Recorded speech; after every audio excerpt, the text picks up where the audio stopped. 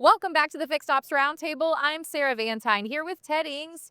Today we have an all-star panel with us. And Ted, what an incredible group we've got on the stage. We do, and we're so honored because we have the voice of the Fixed Ops Roundtable himself, Michael Cirillo from the Dealer Playbook is with us. Michael, welcome to the Fixed Ops Roundtable. This is AI Michael, actually, as how you said in. I'm so glad to be here. Thanks for having me. I love the energy here.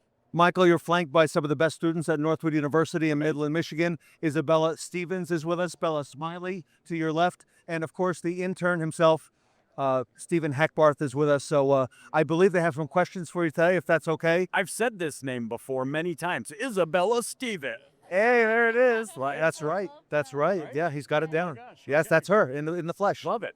All right. Stephen, maybe a question or two for Absolutely. So I know that one of the most amazing things about the Dealer Playbook is your emphasis on real conversations with industry leaders and people that not only give advice, but also knowledge about how to build culture.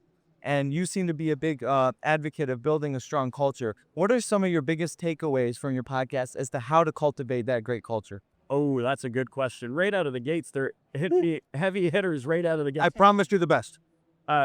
This is advice my dad taught me.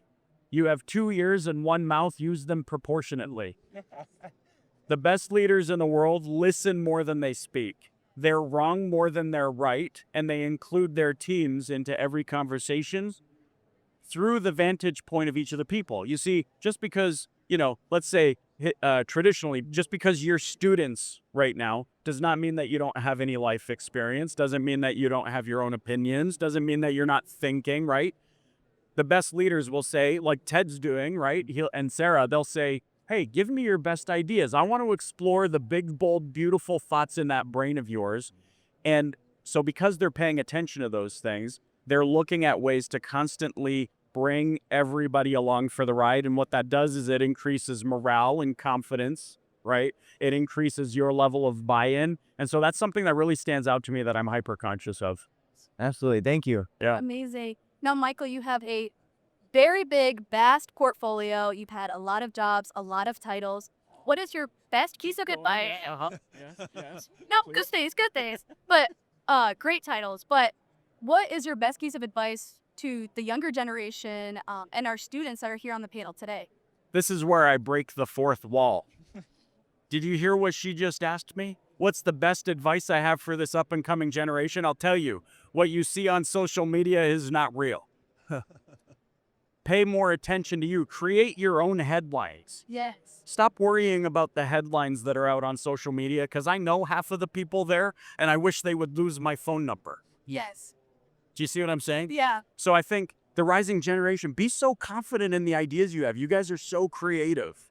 You guys have so many great ideas. You deserve to explore those for yourself, staying hyper-focused, not worrying about what anybody else might think of it.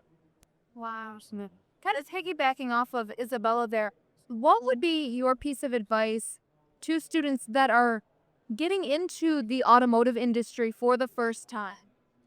I would say be prepared to work. This is an industry that rewards work. This is also an industry that rewards innovation and creativity. Innovation for me is not about necessarily coming up with something net new all of the time. Innovation to me is paying attention to the tools and resources that are at your disposal and assembling them in a way that is fresh for you and fresh to solving a problem for somebody. Do you understand? So let's look at what has happened with the Fixed Ops Roundtable, for example. Did cameras exist before the Fixed Ops Roundtable? Yes. Did Ted Ings exist before the Fixed Ops Roundtable? Yes. Everything that we needed existed already, but Ted and those that he's brought along with him has assembled it into something that's really, truly unique. And so you already have access to everything you need to be successful. Wonderful. great advice. Sarah, you may have a question from Michael Cirillo. Yes, Michael, looking ahead at 2026, there's a lot of conversations in the industry, and there's a lot that dealers are thinking about in their businesses, but now more than ever, fixed operations is taking the spotlight of what dealers really need to be embracing for the future of their businesses. What advice would you give our audience today on elements that they can kind of take those additional steps to be more profitable and more for their people in the year ahead? Oh my gosh, I think fixed ops is the catalyst for so much of the dealership's operation. However, like we know, it often takes the second seat, it's second fiddle. But think about this. If somebody buys a car from your dealership and then brings it back at their regular intervals for its maintenance from a certified technician, now that dealership knows the quality of the workmanship that's been done on that vehicle. They have its complete history, and that can be the catalyst for a hyperloop that drives acquisition back into it. So I call it kind of a hyperloop, and we really need to be thinking about it from that vantage point, because it is like an automatic watch that self-winds, the thing that could be driving an entire dealership's operation if we paid attention to it through that lens. Michael, thanks for all the answers to those rapid fire questions. My pleasure. But, It's fun. you know, the interns are used to working under pressure, okay, and having a lot thrown at them in a short period of time. So we wanted to see how diligent they could be in asking questions. They almost You. made me crack. I almost broke. I have one more question, if you don't mind. All right, let's have it. So I just think it's fascinating. You've spoken with so many great leaders in fixed ops and in the dealership world. What's one thing you notice through talking with all these people that makes you stand out and say, okay, that's a good leader? Attention, please, everyone. Oh my gosh, a great leader cares more about their people than they care about anything else. Hold on. Benefit the K9 Penny program. Please hand over to the open late booth. Gotta love you now. 11W in West Hall.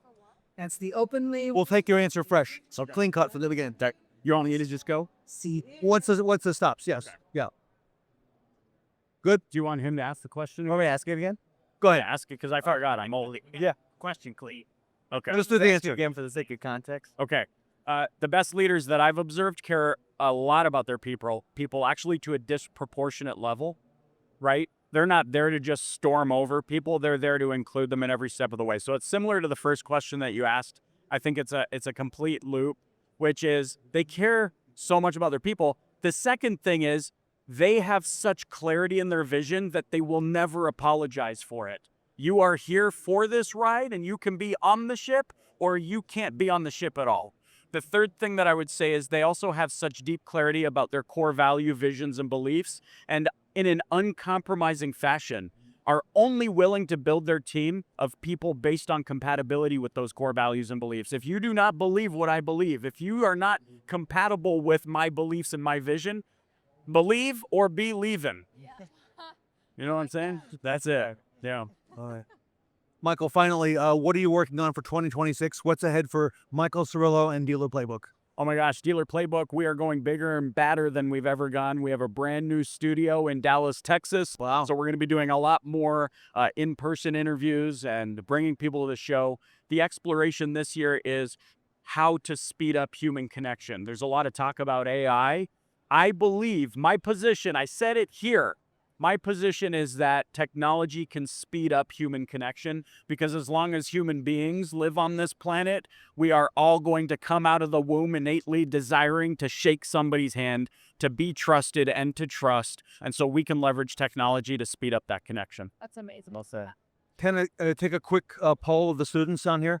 How many of you, by a show of hands, would like to see Michael Cirillo involved in more in-person events at the Fixed Ops Roundtable? Oh, shucks. All right. There we go. Michael, thank you so much. Thank you. It's a pleasure. Yeah, great to have you in person, and keep up the amazing work. And thank you for all you do for Fixed Operations. Thank you for all you do. All right. Pleasure to be here. Michael Cirillo, everybody, the voice of the Fixed Ops Roundtable, the Dealer Playbook, here with us today at the Fixed Ops Roundtable. Have we had the rock revolution?